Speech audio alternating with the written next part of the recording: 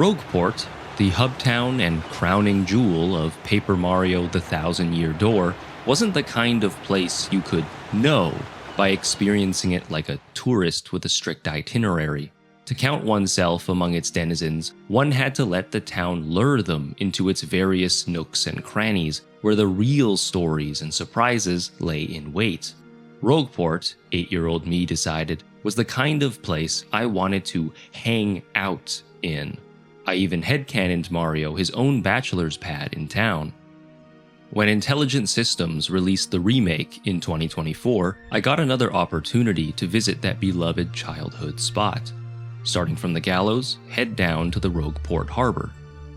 All the action happens over on the left, but just off screen, to the right, is a boat panel. Later in the game, Mario can use it to turn into a paper boat. At first, it looks like there's nowhere noteworthy to sail, but if you sail down past the ships, then all the way left,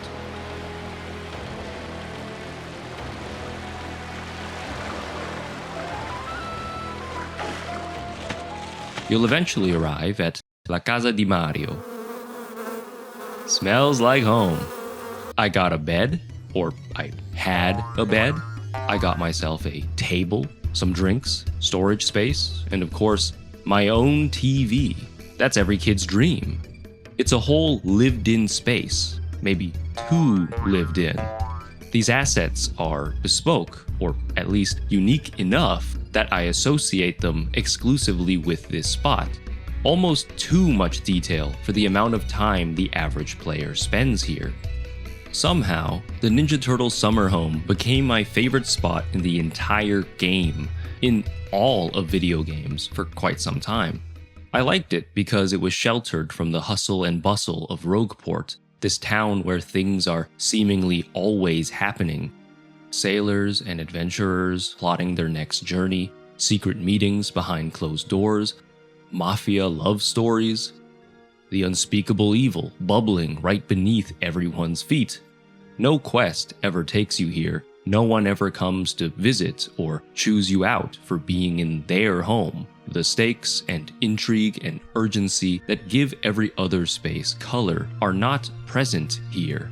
It was just Mario's home. My home, in my favorite town, in my favorite game. Squatters' rights. Maybe that's not entirely true. Despite its best efforts, Rogueport still manages to sneak in. Its ambiance, its stellar music, and literally through the edges of the screen. There are also a few goodies here to tie this place to the rest of the world and motivate players to seek it out. In the chest peeking out from behind the makeshift table is the HP Drain badge, and over on the right, behind the barrels, is a star piece. Though once you've collected what needs collecting, there's technically no extrinsic reward for coming back. But I've been back to this stinky place so many times that honestly, when I first boated here in the remake, I forgot there was even loot. Nooks, in the broadest sense, are small, secluded, sheltered spaces tucked away inside a larger space.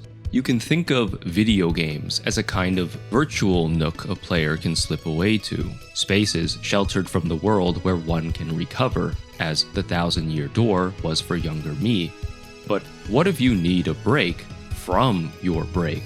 Rogueport is an overstimulating place, especially when I was younger, and it was nice to have a reliable safe space to rest and recover. It taught me the value of downtime early. The quiet moments made the exciting ones even better, and vice versa. The power of the nook within a Nook's calm is inversely proportional to how much action exists outside. But as I continue to grow, and my relationship with games and the world continue to evolve, so too did my relationship with these quiet little spaces.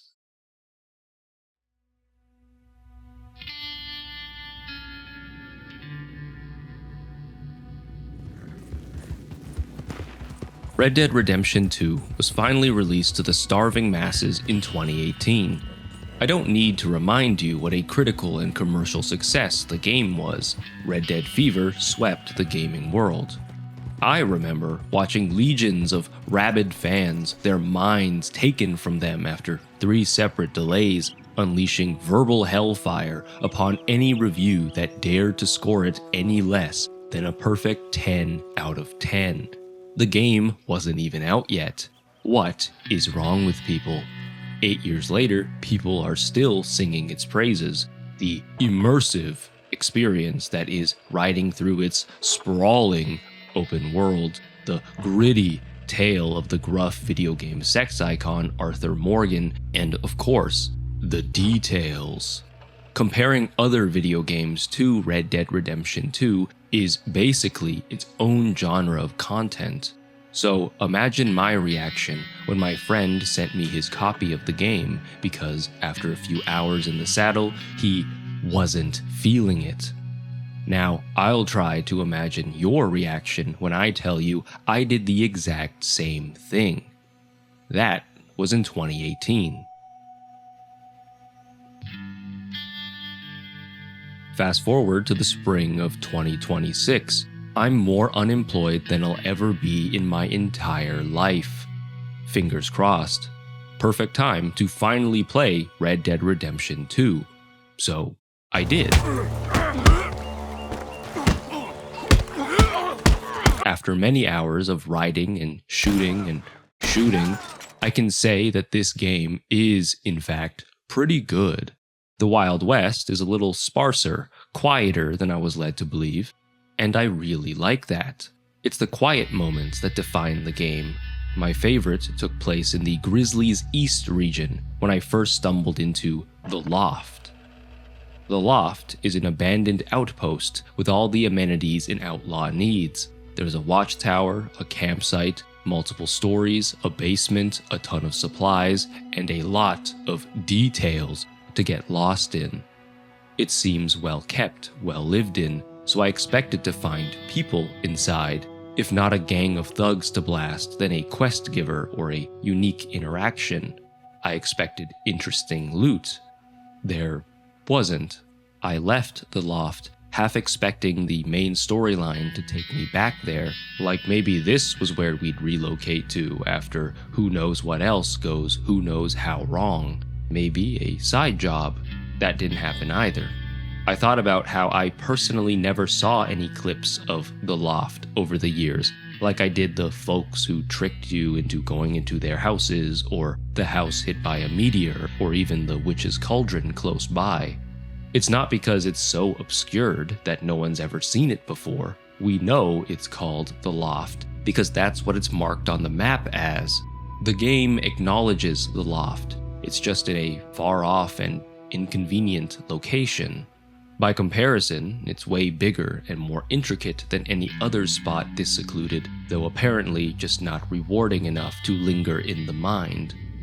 Outside of Red Dead Online, where I hear players have found plenty of uses for The Loft, it sits dormant, and I really like that. Outside are stories full of betrayal, redemption, and big emotions set in a rapidly changing world folks are struggling to keep up with. It's one gunfight or chase after another as the Vanderlind gang runs from the law, the times, and the Reaper. The Loft, meanwhile, is a quiet nook off the game's golden path, where none of its pressures and incentives can bother you. I would return to the Loft periodically to use the camp or climb the watchtower and take in the views. Mostly, I just enjoyed being present in the space and thinking. I thought a lot about the developers involved in bringing the Loft to life. Was there supposed to be content here? An unfinished player home? Was it just empty land until one day someone said, "We need an outpost here," just because? Don't know. I couldn't find anything about that. What I do know is Red Dead Redemption 2, like most massive, ambitious projects, had a lot of content cut in order to ship. Evidently, that's not all you sacrifice when you're making giant games at Rockstar. The culture of crunch at Rockstar, periods where developers are made to work much longer hours, is well documented.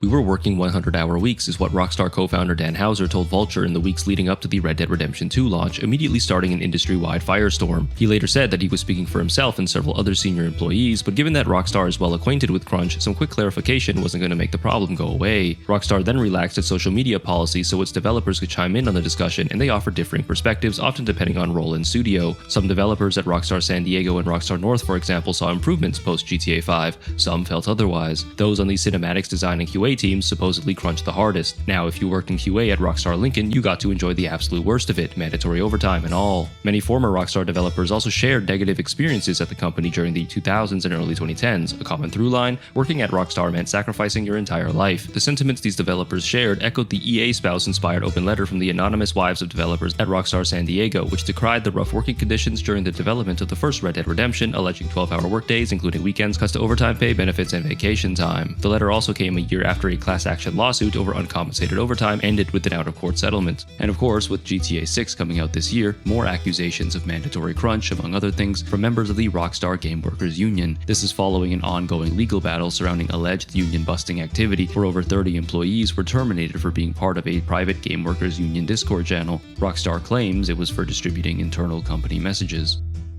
Unfortunately, this is not unique to any one studio. Not to mention, the games industry is in a particularly rough spot right now. You know how I mentioned being unemployed? Well, I also work in the games industry, and I'm definitely not special. A GDC survey showed that 1/3 of all US game workers were laid off in the past 2 years. And game devs aren't special either. Lots of folks are struggling to find jobs, or decent pay, in their industries. As late capitalist nonsense continues to shape video games, these virtual nooks we rely on for a little dose of escape from those very problems, as the struggle and dysfunction manifest in more and more noticeable ways in-game, you can still find some solace in nooks within nooks like this. Despite all the chaos, the Loft and places like it continue to exist. As a kid, Mario's place was just for me. These are a little different. Sometimes I can convince myself that someone else is taking refuge here with me. The Loft, and spots like it, are special places where the veil separating player and game dev is at its thinnest. I can stand in here and feel as if I'm communing with some game designer, some level designer, some 3D artist directly, like a ghost whisperer. In 1980, Atari developed a game called Adventure. Well, actually, it was developed by Warren Robinett, but he wasn't properly credited or given royalties. Atari wasn't really crediting their developers prior to 1983. Improper or incomplete credits, believe it or not, are still a thing that continues to be a problem today. Anyway, Robinett decides to sneak in his name in the form of an Easter egg, a secret place tucked away in the kingdom, a nook, if you will, with the words, "Created by Warren Robinett." I doubt he expected many people would ever find it, yet if they did, they'd have stumbled onto the site where the creator of Adventure, Warren Robinett, let his frustration be known.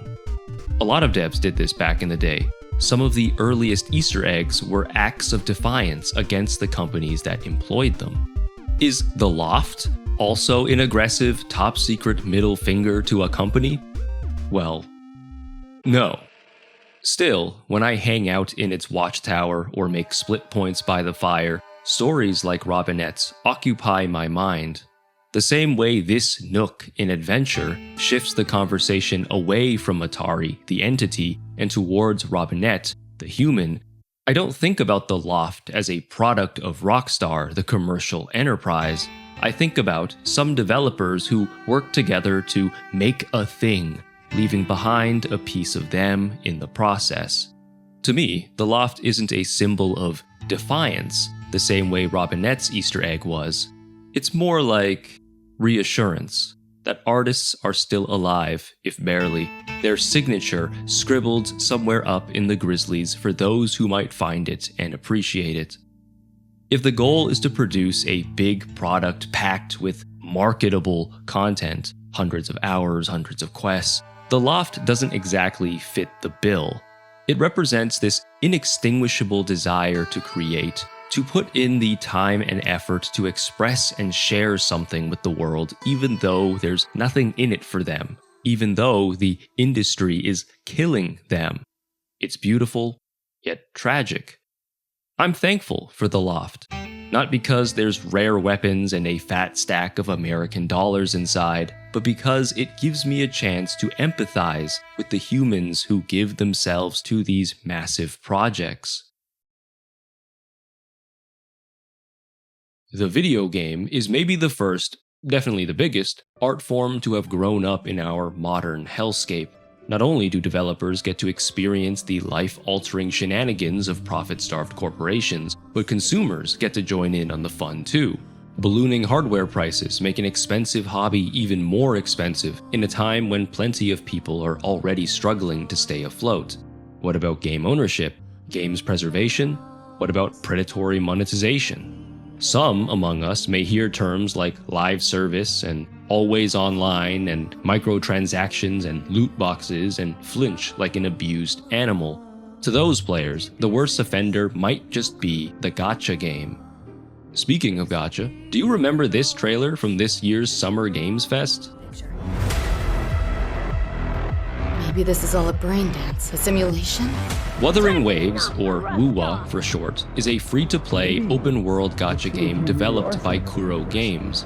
At just 2 years old, it's the youngest game of the three, but in that time, it's become a major player in the gacha arena. It scored high-profile promotional crossovers like all successful live service games must do, including Persona and Sonic, at the same time. I skipped Persona Sonic. I have a strict schedule where I only play the game for a month every 6 months to a year, so I don't get caught up in the daily login trap, my weakness.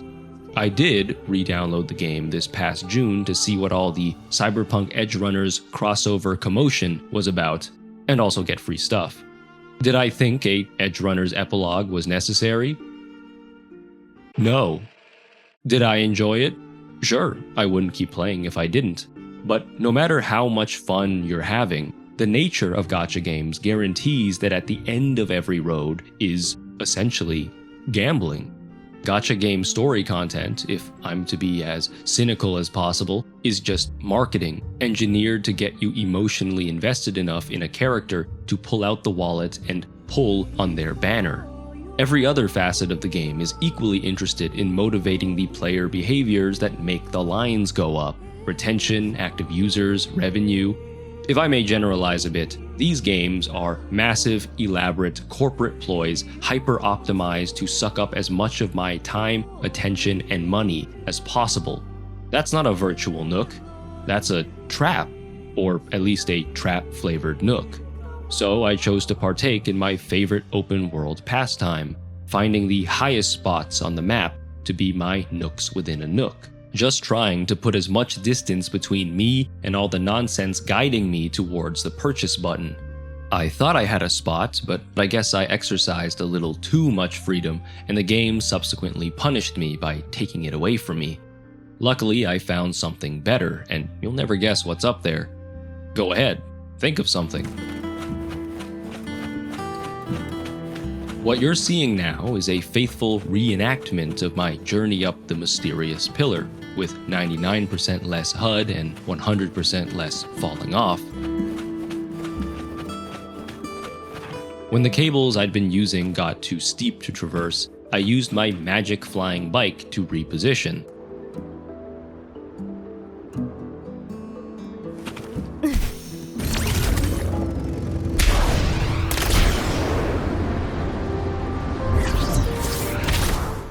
Then I boosted my way up to the top.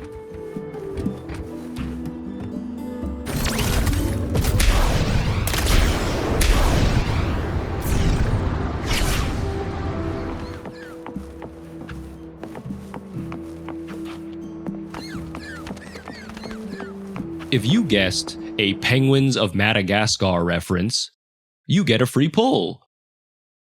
Here, alongside Pseudo Skipper and friends, I finally got to catch my breath. One thing you absolutely could never take away from the top open world gacha games is how gorgeous their open worlds are.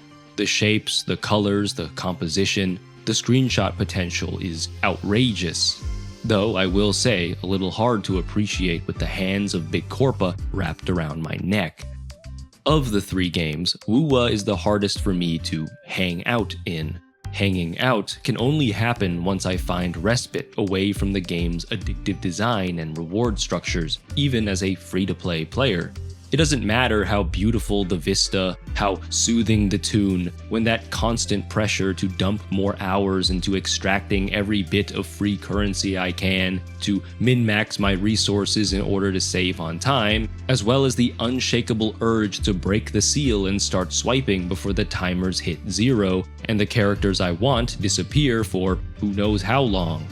Yet, again, devs found the time to make me smile with a stupid reference I understood, because they wanted to, because they couldn't help themselves.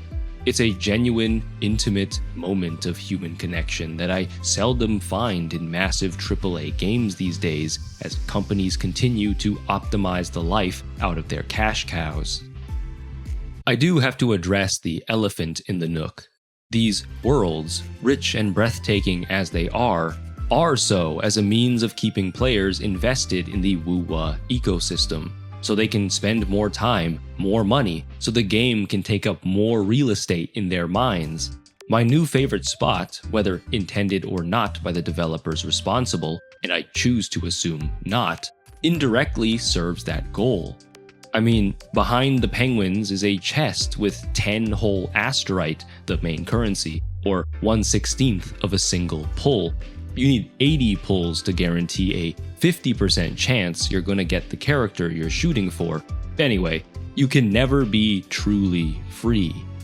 Even though Nooks are meant as a quiet escape from the world outside them, ultimately they're still a part of that larger world. The same way games, as virtual Nooks, are products shaped by the conditions they were created under, these escapes within those escapes are not airtight either. It's funny to say, but I don't know if any new Nook in a game can ever come close to that shithole from the 1,000-Year Door. Not because it was better hidden or shielded, but because the world that shaped the world it was shaped by was a kinder one, as far as Kid Me knew. That doesn't mean they're powerless now, just not solutions. That additional protective layer of the Nook within a Nook is valuable, not to create a perfect and permanent escape from your problems, but rather a temporary reprieve where you can find some clarity. The Nook within a Nook blocks out just enough of the noise so you can focus on rediscovering your relationship with video games. Not just video games, the commodity trying to commodify you, but video games, the art form struggling to break free. And, of course, your relationship to the people who continue to pour their souls into them, even as the industry itself pushes them away. In these hallowed grounds, the dingy man caves, abandoned outposts, penguin pillars, and other secret meeting places hidden from the direct gaze of Big Corpa, developers and players can still meet and bond over their mutual love of video games. Who would have thought that these escapes within an escape would end up bringing us closer together? Thanks for watching.